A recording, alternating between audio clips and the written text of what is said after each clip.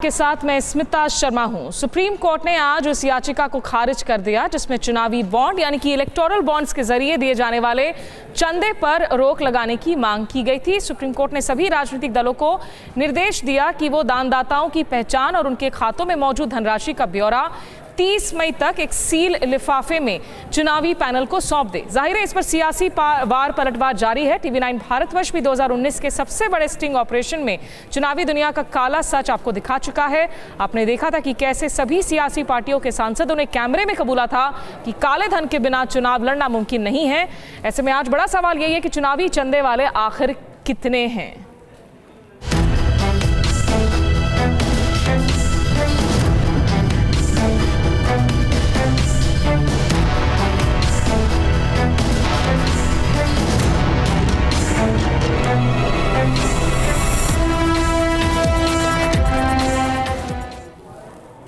तो चुनाव में काले धन को रोकने के लिए सुप्रीम कोर्ट ने बड़ा फैसला लिया है। चुनावी बॉन्ड को लेकर दाखिल याचिका पर सुनवाई करते हुए कोर्ट ने सभी राजनीतिक दलों को ब्यौरा देने को कहा है।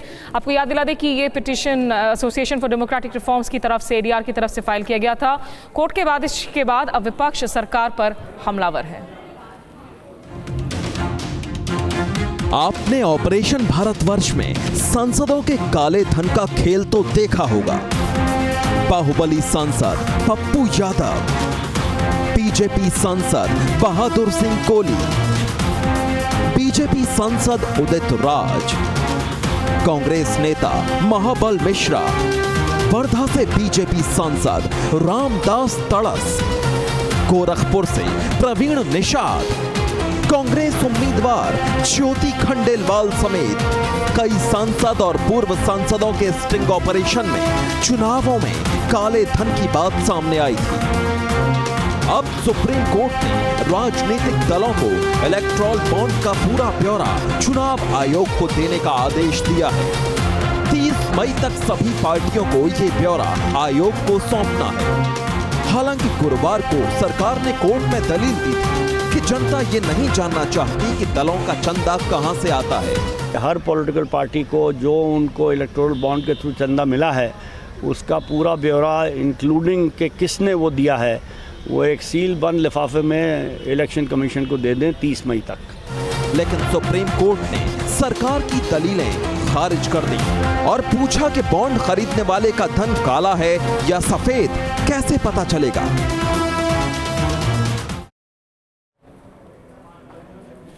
तो चुनावी चंदे के आखिर कितने चोर, इसी पर हम बातचीत कर रहे हैं। आपको दिखाते हैं कि इन चुनावी बॉन्ड से जुड़ी हुई 10 बड़ी बातें क्या हैं। इलेक्टोरल बॉन्ड्स को जरा हम समझ लेते हैं इस पर चर्चा करने के पहले।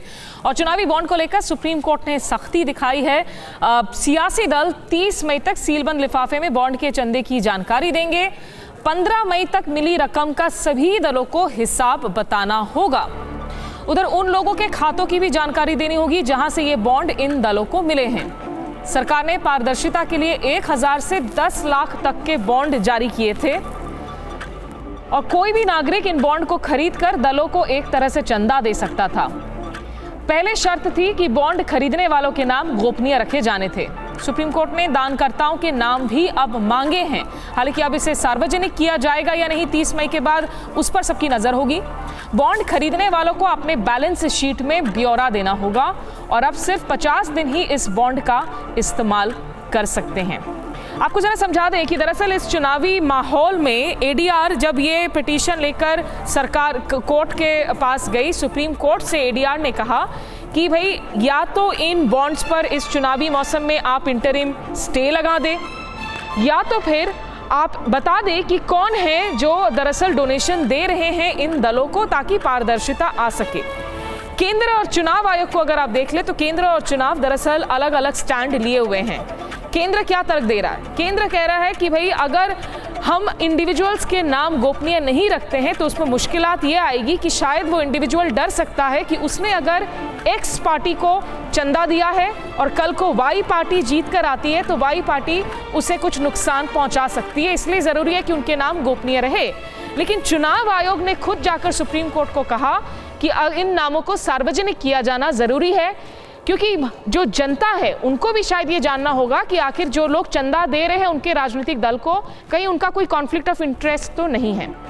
तो चुनावी चंदे पर सुप्रीम कोर्ट के अंतरिम आदेश की बड़ी बातों को आपने देखा और इसी पर बातचीत करने के लिए हमारे साथ गुलराज शेख बीजेपी के जुड़ रहे हैं, साथ ही साथ अनुपमा झा जो कि करप्शन के मुद्दे पर लड़ती हैं, एंटी करप्शन एक्टिविस्ट है एडीआर के साथ, वो हमारे साथ हैं। अभय दुबे कांग्रेस के दिल्ली से हमारे साथ जुड़ रहे हैं और justice retired Zakiullah Khan Allahabad high court के पूर्व जस्टिस, वो कुछ देर बाद हमारे साथ आगे जुड़ेंगे।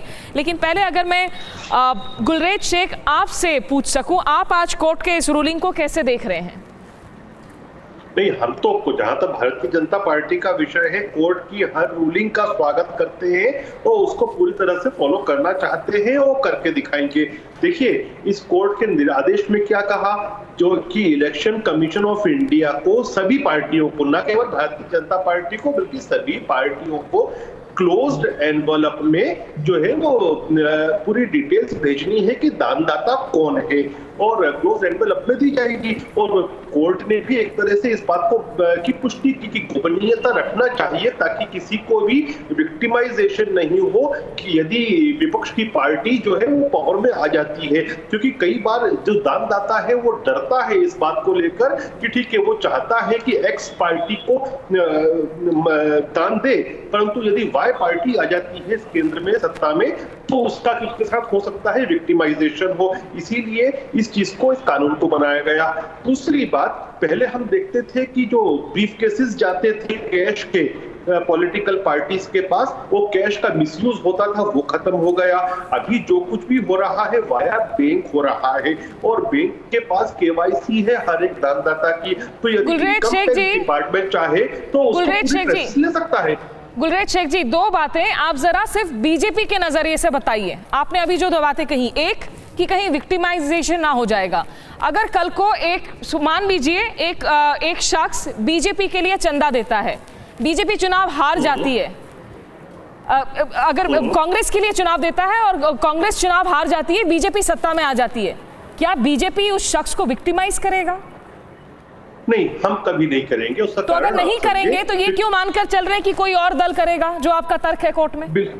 उसका कारण है, देखिए, जो पार्टी इस देश में इमरजेंसी लगा सकती है, जो पार्टी लाइसेंस राज ला सकती है, और जब नरसिम्हा राव जी लिबरलाइजेशन करने का प्रयास कर रहे थे तो खुद डॉक्टर सुब्रमण्यम स्वामी जो उस समय कैबिनेट मिनिस्टर की रैंक होल्ड करते थे, उन्होंने खुद ने कहा है कि ब्यूरोक्रेट उस समय के जो थे वो कहते थे, उस समय की बात तो अलग है, 2019 में तो आप इतने आश्वस्त हैं कि जीतकर आप ही लोग लौटेंगे, तो फिर आखिर ये बात ही क्यों? बिल्कुल हम बिल्कुल जीतने वाले हैं, परंतु सरकार जो होती है वो कोई भी पार्टी की नहीं, देश की होती है। वो जो देश की सरकार होती है उसको कानून ऐसे बनाना चाहिए और इसीलिए हम बनाते हैं कि आगे भी कभी कोई पार्टी मिसयूज नहीं कर सके, किसी का भी विक्टिमाइजेशन नहीं हो सके, डेमोक्रेसी फेयर रहे और लिबरल रहे। डेमोक्रेसी क्या क्लियर रहेगी, साफ सुथरी रहेगी, फंडिंग क्या साफ सुथरे होंगे अभय दुबे, अगर ये इलेक्टोरल बॉन्ड्स जारी रहे इसी गोपनीयता की प्रक्रिया के साथ?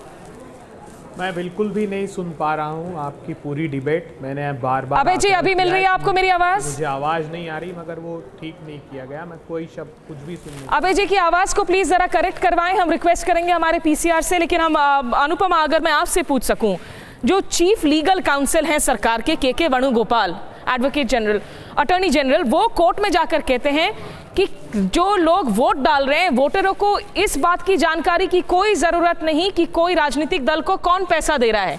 ये बड़ा अटपटा लगता है सुनने में, क्योंकि वो एक ऐसे सरकार का पक्ष रख रहे हैं जो सरकार दावा कर रही है कि वो गवर्नेंस में पारदर्शिता और जवाबदेही लेकर आना चाह रही है। बिल्कुल सही कह रही हैं आप, और ये पहली बार ऐसा नहीं हो रहा है। पॉलिटिकल पार्टीज़ का अपना एजेंडा होता है और बड़ी कॉरपोरेशंस जो इनको फंड करते हैं, इनका भी अपना एजेंडा होता है। ये लोग कभी भी नहीं चाहते हैं कि पारदर्शिता हो और वो किसी भी तरह से जवाबदेह हो। हकीकत तो ये है कि इतना ज़्यादा इन लोगों में आपस में ये घुल मिल के काम करते हैं और ये एक दूसरे को सपोर्ट करते हैं, और उसके बाद अपने मन मुताबिक जब ये जीत के आ जाते हैं पॉलिटिकल पार्टी, तो ये कॉरपोरेशंस अपने मन मुताबिक लेजिस्लेशन या रेगुलेशन जो उनको सूट करता है वो उस तरह का बनवा लेते हैं। तो यहाँ पे मतलब क्लियर कट केस है कि ये भी तो हो सकता है ना कि भाई अगर एक शख्स इसीलिए डोनेट दे रहा है क्योंकि उसका कॉन्फ्लिक्ट ऑफ इंटरेस्ट हो, उसे लग रहा हो कि भाई ये कल को अगर सत्ता में आती है पार्टी वापस कर तो हमारे लिए कुछ काम करेगी। ऑब्वियसली ये होता चला आ रहा है, ये हमारे देश में नहीं बाकी देशों में भी होता है, और इसी वजह से है जो मीडिया या सिविल सोसाइटी इस चीज़ पे एम्फेसाइज करती है कि there should be transparency and accountability. ये डोनेशंस जो भी हो, क्योंकि कॉरपोरेशंस भी अपने स्टेक होल्डर्स, अपने शेयर होल्डर्स के प्रति जवाबदेह है, बिल्कुल उनको बताना है। यहाँ में एक छोटे से ब्रेक के लिए रुकना होगा, ब्रेक के बाद लौटेंगे तो उम्मीद करते हैं तब तक अभय दुबे जी के साथ जो टेक्निकल कनेक्शन है वो सही हो जाए ताकि उनसे हम बातचीत कर सके, और आपको ये भी बताएंगे कि मिशन भारतवर्ष के जो ऑपरेशन भारतवर्ष था, स्ट्रिंग ऑपरेशन, उसने किस तरह के काले सच को उजागर किया था और क्यों उसकी हम बात कर रहे हैं जब हम आज इलेक्टोरल बॉन्ड्स पर चर्चा कर रहे हैं। छोटे से ब्रेक के उस पार तो सुप्रीम कोर्ट ने आज एक पिटीशन पर सुनवाई करते हुए कह दिया कि आखिर कितना चुनावी चंदा मिल रहा है राजनीतिक दलों को, इस बाबत जानकारी एक सील्ड बंद लिफाफे में उनको 30 मई तक सौंपी जाए। हर राजनीतिक दल को यही दिशा निर्देश दिया गया है, और उसमें यह भी कहा कि जो इंडिविजुअल्स इसे दे रहे हैं, जिसे लेकर सरकार कह रही थी कि इनके नाम गोपनीय रखी जाए, उन इंडिविजुअल्स के नाम भी सुप्रीम कोर्ट को मुहैया कराए जाए। सवाल ये उठता है कि जो चंदा आ रहा है राजनीतिक दलों को, कहीं उसमें किसी किकबैक की बात तो नहीं की जा रही है, उसमें भ्रष्टाचार को बढ़ावा तो नहीं मिल रहा है, चूंकि पारदर्शिता की कमी नजर आती है। कांग्रेस के अभय दुबे अगर हमारे साथ जुड़ चुके हैं, अभय जी आपकी रिएक्शन लेने की बात करूंगी मैं। सुप्रीम कोर्ट ने आज जिस तरीके से कहा है, आप कैसे देख रहे हैं उसे? देखिए, बहुत ही गंभीर है। हमने अपने मैनिफेस्टो तक पे इस बात का जिक्र कर दिया है कि कांग्रेस की सरकार बनते ही हम इस पूरी की पूरी प्रक्रिया को ड्रॉप कर देंगे। इसमें बिल्कुल पारदर्शिता नहीं है। पहले जो कंपनी एक्ट था उसमें ये प्रोविज़न था कि 7.5% कैपेक्स था, कैप था कि इतना दे सकते हैं। 5 एक्ट में संशोधन किया मोदी सरकार ने अपने फ़ायदे के लिए, और आरबीआई के एक्ट में, आरपी एक्ट में, आईटी एक्ट में, कंपनी एक्ट में संशोधन किया और फॉरेन एक्ट में संशोधन किया। मैं ये जानना चाहता हूँ कि क्या क्विड प्रो को, अगर कोई कंपनी को लाभ सरकार देना चाहती है तो वो कम से कम सार्वजनिक पटल पर अगर चीज़ें होती है तो समालोचना हो सकती है, उंगलियां उठाई जा सकती, सरकार को कटघरे में खड़ा किया जा सकता है। अब एक बेनामी प्रॉमिसरी नोट आपने कहीं से खरीद लिया और किसी पार्टी के को जमा करा दिया, कैसे पता लगेगा देश को कि उन लोगों को फायदा नहीं पहुंचाया? और आश्चर्यजनक बात है कि पिछले वर्ष की तुलना में इस वर्ष 4 माह में सिर्फ 62% जो बॉन्ड्स हैं वो बीजेपी के बढ़ गए। 95% उनको ये बॉन्ड हासिल हुए हैं।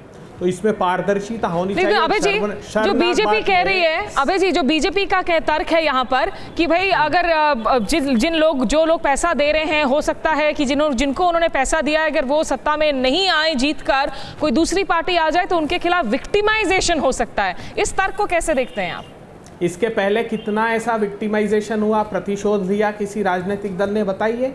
आप पीछे से लाभ पहुंचाना चाहते हैं बड़े घरानों को, इसलिए दिख नहीं रहा है चमक चुनाव की। हजारों करोड़ रुपया चुनाव में खर्च किया जा रहा है। ऐश्वर्य के आडंबर की 1000 करोड़ रुपए का आपने इतना बड़ा भवन बना लिया, 7 सितारा होटल जैसा। क्या देश देख नहीं रहा है? पारदर्शिता होनी चाहिए। आने वाला समय इन सब चीज़ों के लिए भारतीय जनता पार्टी को क्षमा नहीं करेगा। राउंड ट्रिपिंग भी हो सकती है, काले को सफ़ेद करने का और सफ़ेद को काले करने की एक बहुत आसान सा तरीका हो गया। कम से कम ट्रांसपेरेंट तरीके से लोगों के पास नाम हो, पब्लिक डोमेन में हो। एडीआर जैसी संस्था समय समय पर समीक्षा करती है, उसको ये अधिकार होना चाहिए ऐसी निजी संस्थाओं को कि वो कम से कम निगाह रख सकें।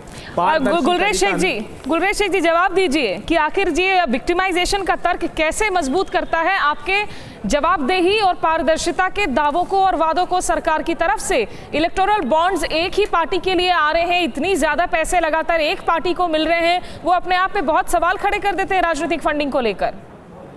थोड़ा सा मुझे समय देना, मैं हर प्रश्न का उत्तर दूंगा। देखिए माननीय अभय जी और मैं लगभग एक ही शहर से और एक ही प्रांत से आते हैं, और ये जो बात कर रहे हैं भ्रष्टाचार की, उसी प्रांत मध्य प्रदेश में अभी ही 3.25 अरब रुपए का घोटाला मुख्यमंत्री के निकटतम लोगों के पास मिला है। लेकिन मैं डाइवर्ट नहीं करूंगा टॉपिक, कोई प्रमाण नहीं है इनके पास। अच्छा, एक मिनट, बात पूरी कर लेने दीजिए, अभय जी। गुलरेज जी, बात पूरी कीजिए अपनी। देखिए, एक बात है कि ये जो कानून में संशोधन किए गए, इसका मूल कारण ही यही था कि जो ब्लैक मनी का उपयोग होता था, जिसकी कभी कोई लेखा जोखा नहीं हो पाता था, उसको लेखे जोखे में लाने का। अभी इसमें यह है कि आज आप या मैं किसी पार्टी के लिए भी इलेक्टोरल बॉन्ड खरीदते हैं बैंक के माध्यम से, तो बैंक के लिए अनिवार्य है कि जिसने खरीदा उसकी केवाईसी होना। इनकम टैक्स विभाग जब भी चाहे उस बैंक से जो स्रोत है पैसे का, वो निकाल सकता है। तो इसमें गोपनीयता भी बची रही है, लेकिन समय पड़ने पर यदि कोई भ्रष्टाचार हुआ है, कोई अनैतिक कार्य हुआ है, तो इनकम टैक्स डिपार्टमेंट हो, एनफोर्समेंट डिपार्टमेंट हो, बैंक के माध्यम से पूरी के पूरी केवाईसी। नहीं, लेकिन ये कैसे पता चलेगा? केवाईसी आपने सोचिए एक शख्स का करवा लिया, लेकिन ये कैसे पता चलेगा कि उस शख्स के बहाने ट्रांजैक्शंस, कोई शेल कंपनी भी तो बनाई जा सकती है, एक मुखौटा भी तो हो सकता है कोई शख्स कि वो पैसा कहां से आ रहा है। इसका एक बहुत बड़ा कारण ये था कि पूर्व में जो यूपीए की सरकार थी, इन्होंने एक प्रोमिसरी नोट्स के काम निकाला था। और प्रोमिसरी नोट क्या होता था कि आप सेशल्स चले जाएं, आप मॉरिशियस चले जाएं, आप सेंट किट्स जैसी जगहों पर चले जाएं, वो वहां पर बैंक में जाकर या वहां की बैंक हो या बहुत सारी ऐसी कॉर्पोरेशंस में आप एक प्रोमिसरी नोट ले लें, जिसपे आपको कुछ भी नहीं होता देना है, उस पर कोई नंबर भी नहीं होता था, और वो यहाँ पर आके कैश हो जाता था।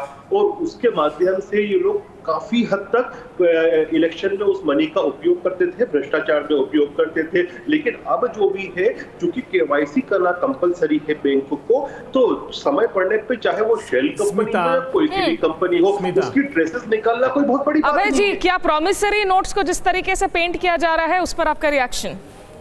देखिए, मुझसे पूछा स्मिता आपने? जी अभय। देखिए, मैं एक सीधा सा, मैं सुन नहीं पाया क्या बातें की उन्होंने, बहुत इको हो रहा है। मैं एक सीधा सा प्रश्न करना चाहता हूं। अभी मध्य प्रदेश में एक एफआईआर हुई है 50,000 करोड़ के ई टेंडर स्कैम की। 3,000 करोड़ का तो एफआईआर उसमें की है। 8 कंपनियों को ओपन एक्सेस से टेंडर में छेड़छाड़ करके पकड़ा गया।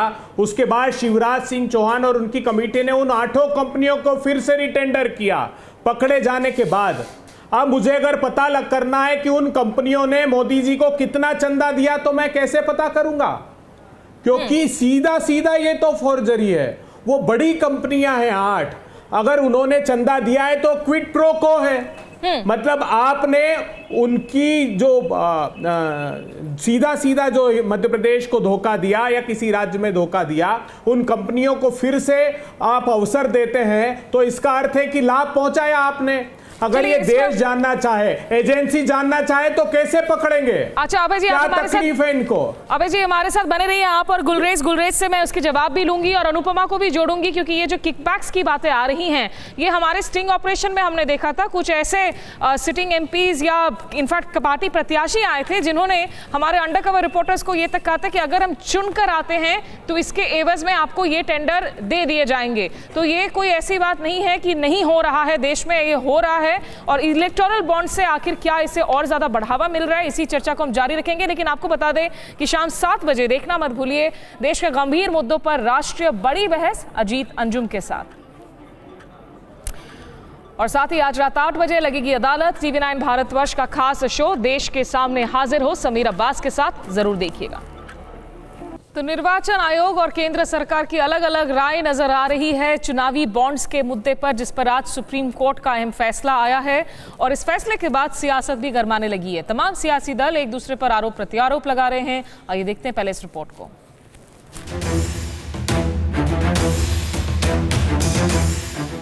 सियासी दल सुप्रीम कोर्ट के फैसले को अपनी सुविधा के मुताबिक इस्तेमाल कर रहे हैं। कांग्रेस ने फैसले का स्वागत किया तो आरजेडी ने बीजेपी की मंशा पर ही सवाल खड़े कर दिए।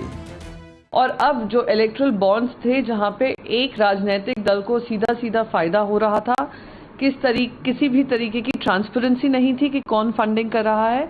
आज सील्ड एनवेलप में जो शुरुआत हुई है, मैं उम्मीद करती हूँ भारतीय जनता पार्टी इससे जो अपनी जो राजनीतिक षड्यंत्र है, पैसा प्राप्त करने के यंत्र इन्होंने अपनाए हैं, उसका उजागर भी होगा।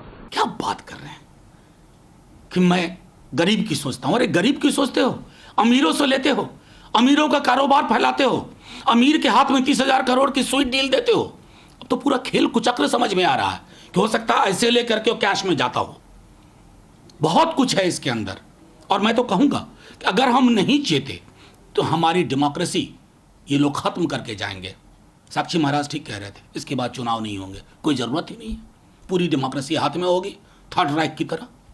कांग्रेस की तरफ से रणदीप सुरजेवाला भी सामने आए और उन्होंने चुनावी बॉन्ड के जरिए बीजेपी पर मोटी रकम जुटाने और कमाने का आरोप जड़ दिया।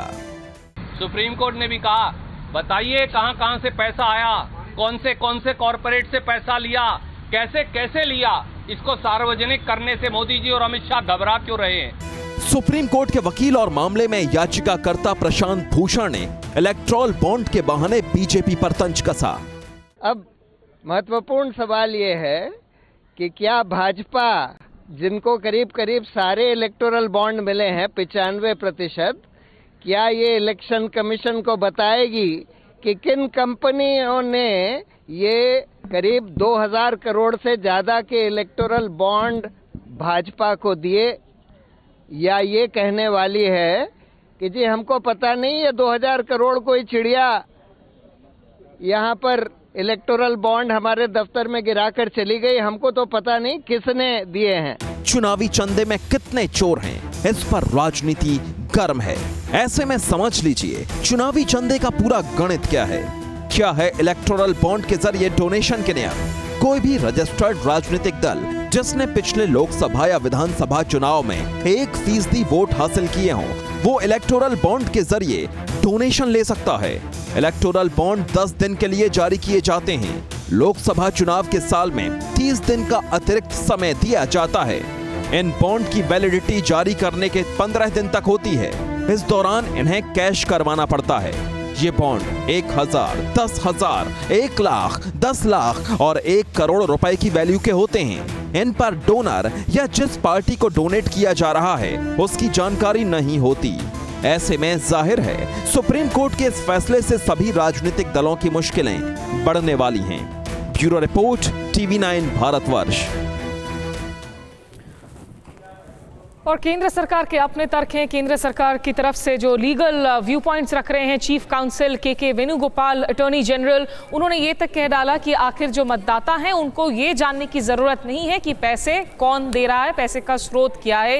ये उन्होंने कल कोर्ट में कहा था। अनुपमा झा हमारे साथ मौजूद हैं, एंटी करप्शन एक्टिविस्ट है, ट्रांसपेरेंसी इंटरनेशनल के साथ रह चुकी हैं। अनुपमा, इस बात को झुटलाया तो नहीं जा सकता कि किकबैक्स, भले ही इंडिया में जो है लॉबिंग गैर कानूनी हो, लेकिन इस तरह के वादे किए जाते हैं जो हमने अपने स्टिंग ऑपरेशन, विशेष स्टिंग ऑपरेशन में भी दिखाया था, ऑपरेशन भारतवर्ष में, कि कैसे चुनावी प्रत्याशी ये तक कहकर काला धन का इस्तेमाल करते हैं कि भाई हम अगर जीत कर आ गए तो आपको कुछ फायदा पहुंचेगा, आपको कुछ टेंडर मिलेगा।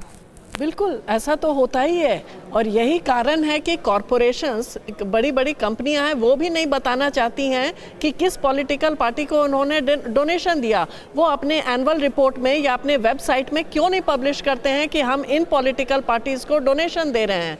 और जो ये लोग कह रहे हैं कि जो कॉरपोरेशंस इनको पैसे देंगे वो वल्नरेबल हो जाएंगे अगर कल को कोई दूसरी पार्टी जीत के आता है, ऐसी बात नहीं है। बड़े बड़े कॉरपोरेशंस जो होते हैं सभी पॉलिटिकल पार्टी को देते हैं, किसी को ज़्यादा किसी को कम, बेस्ड ऑन क्या उनको लगता है कि कौन जीत के आएगी तो उसको थोड़ा ज़्यादा देते हैं, बाकियों को कम। वो सबको खुश रखना चाहते हैं, लेकिन ट्रांसपेरेंसी और अकाउंटेबिलिटी नहीं रहता है, जबकि उनका अपने स्टेक होल्डर्स के प्रति, अपने शेयर होल्डर्स के प्रति जवाबदेह होना चाहिए। उनको भी लीनिंग्स हो सकती हैं कॉर्पोरेट घरानों की, कंपनियों की, लेकिन कॉन्फ्लिक्ट ऑफ इंटरेस्ट नहीं होना चाहिए। ये नहीं होना चाहिए कि भाई आपने हमें इतने पैसे दे दिए तो इसलिए आपको हम ये फायदा दे रहे हैं, क्योंकि इसी को हम क्रोनी कैपिटलिज्म कहते हैं। गुलरेज शेख साहब, प्रशांत भूषण कहते हैं कि 95% इलेक्टोरल बॉन्ड्स जो हैं अभी तक अगर देखें वो सारे डोनेशंस ऐसा लगता है कि बीजेपी को ही आ रही हैं। मीडिया रिपोर्ट्स भी आई हैं इस बाबत। अभय दुबे ने कहा कि सिर्फ 4 महीने में 62% इलेक्टोरल बॉन्ड्स का एक ही राजनीतिक दल के लिए आना, ये निश्चित रूप से सवाल खड़े करने वाला है। बिल्कुल ऐसा तो होता ही है, और यही कारण है कि कॉरपोरेशंस, बड़ी बड़ी कंपनियां हैं, वो भी नहीं बताना चाहती हैं कि किस पॉलिटिकल पार्टी को उन्होंने डोनेशन दिया। वो अपने एनुअल रिपोर्ट में या अपने वेबसाइट में क्यों नहीं पब्लिश करते हैं कि हम इन पॉलिटिकल पार्टीज को डोनेशन दे रहे हैं। और जो ये लोग कह रहे हैं कि देखिए, कोई बड़ी बात इसलिए नहीं मानता मैं इस चीज को, यदि 90-95% फंडिंग जो है वो भारतीय जनता पार्टी को हुई भी है, तो ये तो विश्व की सबसे बड़ी पार्टी है। तो जो विश्व की सबसे लोकप्रिय पार्टी है, सबसे बड़ी पार्टी है, और न केवल कारपोरेट बल्कि एक आम जन को भी देखें, आप किसान को देखें, आप युवा को देखें, आप नारी शक्ति को देखें, वो भी चाहते हैं कि वापस से नरेंद्र मोदी जी को। सर, अगर जब सब यही चाहते हैं, गुलरेज साहब, अगर सब यही चाहते हैं, विश्व की सबसे बड़ी पार्टी है, इस वक्त सबसे आश्वस्त पार्टी है, तो आखिर प्रॉब्लम क्या है? आप अगर वापस आ जाएंगे तो किसी का विक्टिमाइजेशन होने वाला नहीं है। आप नाम जाहिर कर देना, आपने प्रॉमिस किया था अपने विजन डॉक्यूमेंट में 2014 में कि पारदर्शिता लाएंगे, जवाबदेही लाएंगे, ये तो विरोधाभास नजर आता है। नहीं, विरोधाभास नहीं है। आप देखिए, आज स्वयं चीफ जस्टिस ऑफ इंडिया ने भी क्या कहा, हम उनकी विजडम पे तो क्वेश्चन मार्क कभी नहीं लगा सकते ना। उन्होंने भी सील्ड एनवलप में इलेक्शन कमीशन को देने को कहा।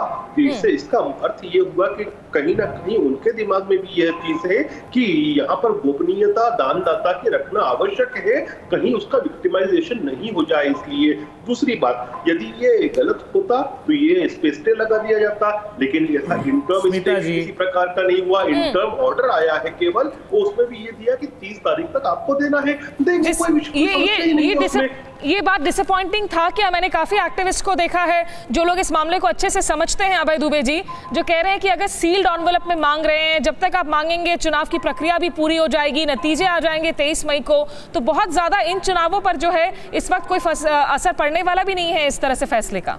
देखिए, यही तो भ्रांतियां हैं, बहुत बड़ा असर पड़ा है। मैंने जो तथ्य दिए थे वो ये दिए थे कि 18 से इन 4 महीनों में जितना 2018 में चंदा मिला है, उतना उसका 62% अधिक 4 महीने में बीजेपी को मिल गया है। इस 4 महीने में एक असर क्या पड़ेगा?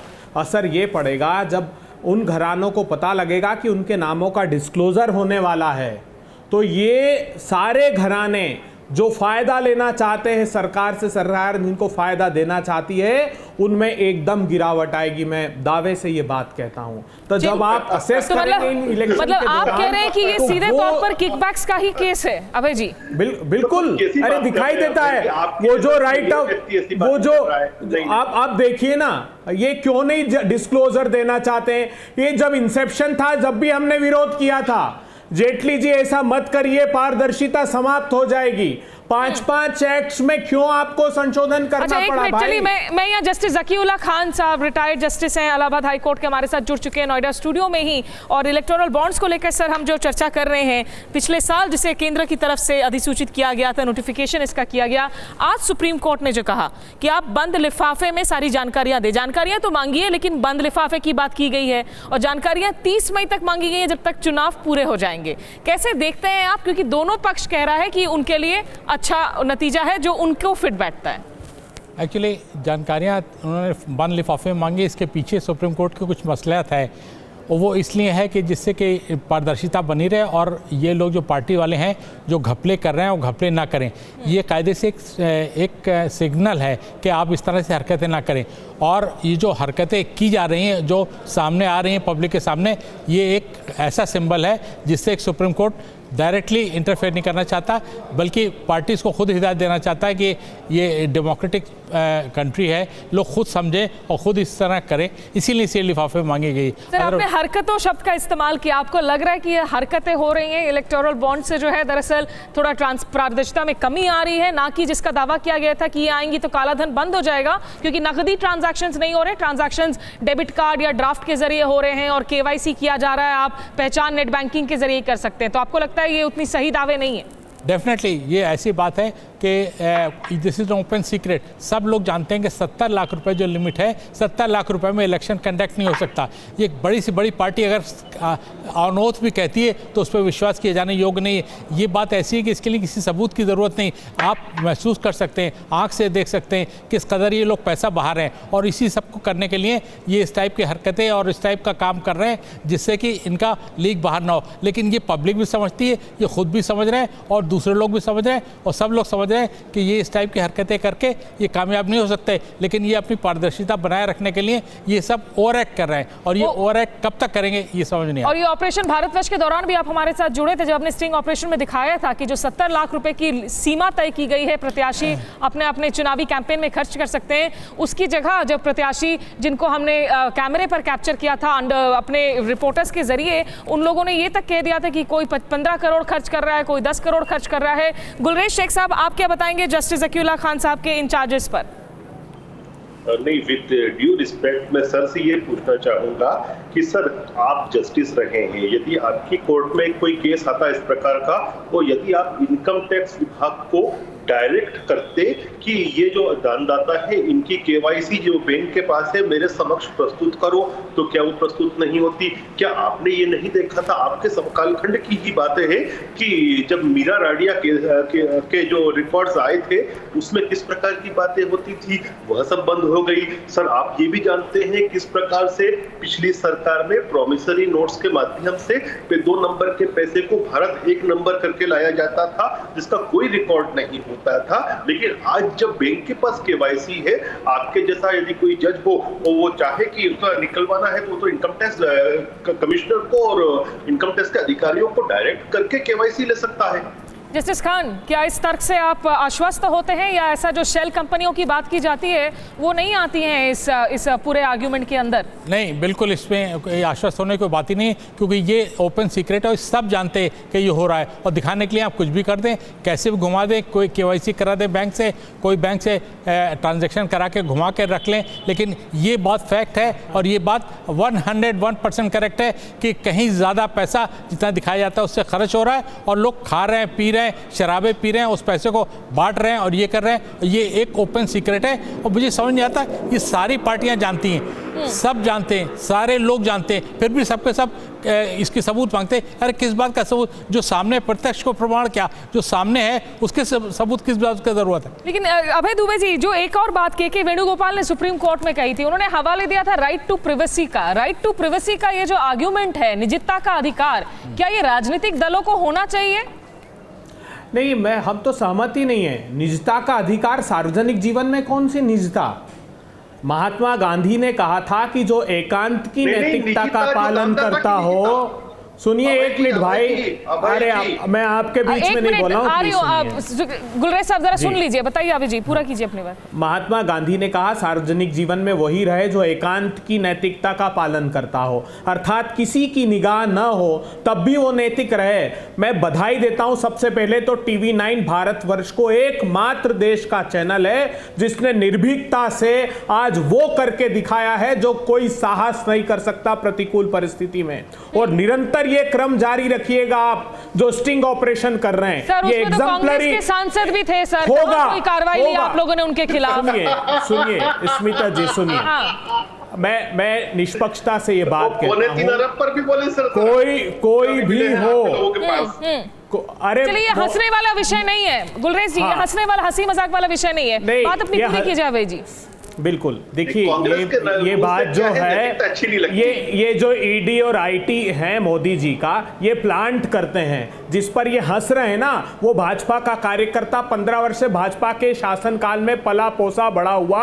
उसने कहा कि 1000 करोड़ रुपए जो मेरे पास है वो बीजेपी के शासनकाल में इकट्ठे किए हैं। ये उसने रिकॉर्ड पर कहे, और मामा का खास मामा शिवराज का खास आदमी है। देखिए गुलरेज जी और अभी जी, एक मिनट मेरी बात सुन लीजिए, प्लीज मेरी बात सुन लीजिए। हम अपने शोज में निजी आरोप लगाने नहीं देते हैं। आप एक मिनट गुलरेज जी मेरी बात सुन लीजिए। गुलरेज जी मेरी बात सुन लीजिए। हम आप लोगों से निवेदन कर रहे हैं, हम एक स्पेसिफिक टॉपिक पर लॉजिकल तर्क संगत डिबेट करने की कोशिश करते हैं TV9 भारतवर्ष पर। इन मुद्दों को भटकाए नहीं। मैं शो खत्म करने के पहले सीधे सवाल पूछ रही हूँ, आखिरी कमेंट्स ले रही हूँ। अभय जी, ये जो तर्क दिया जा रहा है कि भाई नेट बैंकिंग के जरिए, KYC के जरिए पहचान की जा सकती है, इस तर्क का आपका आंसर क्या है? बस इतना सा बताइएगा। नहीं, कोई ये डिस्क्लोजर कहाँ से तो कर देना। अगर फिर ये इतना ही खुलासे की बात करते हैं तो फिर दिक्कत क्या है? ट्रांसपेरेंट रखिए ना। फिर क्यों ये कहते हैं सुप्रीम कोर्ट में जाके कि नामों का खुलासा नहीं होना चाहिए? एक 10 सेकंड का तर्क है, कर दीजिए आप ट्रांसपेरेंट इसको। और मैं वचन देता हूं, वादा करता हूं, कांग्रेस की सरकार 23 मई के बाद बनेगी और हम इस पूरी प्रक्रिया को समाप्त कर देंगे, पूरा पारदर्शी एक सिस्टम लेकर आएंगे चंदे का। गुलरेज जी, आप क्या देख रहे हैं 30 मई के बाद क्या होगा कोर्ट के इस फैसले के बाद, जब ये सारी जानकारियां दी जाएंगी बंद लिफाफे में? देखिए, हम पे कोई प्रभाव नहीं पड़ना है, सरकार भी हमारी बनेगी और हम कोर्ट ने जैसा निर्देश दिया है, आदेश दिया है, उसके अनुरूप एक्ट करेंगे। लेकिन अभय जी ने एक बात कही, बेनकाब होगी मोदी सरकार, बेनकाब होगी। जो 3.5 लाख करोड़ रुपए राइट ऑफ किया है वो पता लग जाएगा। हाँ अभय जी, एक मिनट सुन लीजिए, प्लीज सुन लीजिए जरा। हाँ बता लीजिए गुलरेज जी ने एक बात कही कि सार्वजनिक जीवन में किस प्रकार की गोपनीयता, तो गोपनीयता हमारी नहीं है, राजनीतिक दल की गोपनीयता उस दानदाता की है जो पॉलिटिकल प्रोसेस में साथ भी देना चाहता है, लेकिन गोपनीयता इसलिए रखना चाहता है कहीं उसका विक्टिमाइजेशन नहीं। इसके पहले नहीं था क्या? इसके पहले नहीं था? आपने खूब ट्रांसपेरेंट था, ट्रांसपेरेंट था भाई। अरे ट्रांसपेरेंट था चंदे देने की प्रक्रिया, पब्लिक डोमेन में नाम होते थे। इस पर मैं एक बार अपने स्टूडियो गेस्ट को इंक्लूड करना चाहूंगी। जस्टिस ज़कीउल्लाह खान, ये जो बात कही जा रही है, promissory note versus electoral bonds की बात की जा रही है, अभी तक जो चुनाव में पैसे आने की बात होती थी, राजनीतिक धन आने की बात होती थी, उस प्रोसेस में चूक क्या था कि इलेक्टोरल फंड्स की प्रोसेस करने की जरूरत पड़ी? नहीं, ऐसा था, ये फुल प्रूफ नहीं था। और ये लोग करते क्या थे कि अंडर हैंड डीलिंग करते थे, दिखाते कुछ थे और करते कुछ थे। इसीलिए सुप्रीम कोर्ट ने और इलेक्शन कमिश्नर ने ये तय किया, इलेक्शन कमीशन ने, कि इस तरह का प्रोसेस रखी जाएगी, इस तरह की प्रक्रिया रखी जाएगी, जिससे पता लगे। मैं ये पूछ रही थी कि जब ये सरकार, जब प्रधानमंत्री मोदी जिस सरकार का नेतृत्व कर रहे हैं, पिछले साल जब ये इलेक्टोरल बॉन्ड्स लेकर आए थे, जिसे केंद्र की तरफ से जारी किया गया था, उसके पहले तक जो प्रक्रिया थी राजनीतिक फंडिंग की, उसमें क्या बड़ी खामियां नजर आ रही थी? इलेक्टोरल बॉन्ड जरूरी हो गया था ब्लैक मनी से लड़ने के लिए? नहीं, इलेक्ट्रॉनिक बॉन्ड बिल्कुल ज़रूरी नहीं था, उस वैसे भी की जा सकती थी, और उसके बावजूद भी कहाँ कंट्रोल हो रही है। इनके कहने से या करने से कोई फ़र्क नहीं पड़ रहा है। जो जैसा पहले सिस्टम था उससे बल्कि और ज़्यादा बदतर हो गया है। और ये हालत हो गई कि लोग बजा बजा के पैसे ले रहे हैं, बजा बजा के। आप देख लीजिए, ओपन वोटर्स को शराब बांटी जा रही है, वोटर्स को पैसे बांटे जा रहे हैं, वोटर्स को लुभाया जा रहा है, और वो लोग ले के आते हैं। यहाँ तक कि रैलीज तक में 500 रुपये जो मजदूर की न्यूनतम वेतन है, उसके मजदूरी 500 रुपये और खाना उसको दे के रैली चलाई जाती है, ये चलाया जा रहा है। ये सब जानते हैं, इसमें कोई बात छुपी नहीं है, ढकी छुपी नहीं, और ना कोई बॉन्ड से फर्क नहीं पड़ता। एक आखिरी सवाल अनुपमा आपसे जानना चाहूंगी मैं कि भारत के इस मॉडल को अगर आप दुनिया के दूसरे देशों से कंपेयर करती हैं तो कहाँ खड़ा पाती हैं? भारत का तो बहुत बुरा हाल है, करप्शन, पॉलिटिकल करप्शन में तो इंडिया का एशियन कंट्रीज़ में बहुत ही ज़्यादा बुरा हाल है, और वर्ल्ड वाइड तो और भी ज़्यादा बदतर है। तो इसमें तो कोई दो राय नहीं है कि भ्रष्टाचार बहुत ज़्यादा है, पॉलिटिकल करप्शन बहुत ज़्यादा है। इस तरह के प्रॉब्लम से लड़ने के लिए आइडियली तो यही होगा कि political parties audited financial statement दें, वो अपने जो इनकम और एक्सपेंडिचर जो उनका हो रहा है आइटमाइज करके बताएं लोगों को, और जो कॉरपोरेट डोनर्स हैं उनका नाम खुलासा करें। क्योंकि अगर सचमुच ट्रांसपेरेंसी और अकाउंटेबिलिटी और इस तरह की डेमोक्रेटिक प्रोसेस में हम विश्वास करते हैं तो ये करना होगा। ये सब कहना कि जो हमारे कॉरपोरेशंस हैं वो वल्नरेबल हैं, इंडिविजुअल डोनर्स वल्नरेबल हैं, ये सब बेकार की बात है। चलिए, आप लोगों के तर्क आगे भी जारी रहेंगे मुझे पता है, लेकिन मुझे इस कार्यक्रम में फिलहाल आप लोगों को थैंक यू करना पड़ेगा। अभय दुबे, गुलरेज शेख, जस्टिस ज़कीउल्लाह खान और अनुपमा, निश्चित रूप से बहुत बहुत शुक्रिया आप लोगों का। और ये ज़रूरी हो जाता है कि राजनीतिक फंडिंग को जो है साफ सुथरी आप बनाएं, क्योंकि जब तक वो साफ सुथरी नहीं होगी और जो प्रत्याशी अपने राजनीतिक कैंपेन में, चुनावों में पैसा खर्च कर रहे हैं, उस पर अगर नकेल नहीं कसा जाए तो देश के, हम जिस दुनिया के बड़े लोकतंत्र पर नाज करते हैं, उसे मजबूत रख पाना आगे चुनौतीपूर्ण होगा। लौट कर आएंगे हम कुछ और खबरों के साथ, आप बने रहिए हमारे साथ।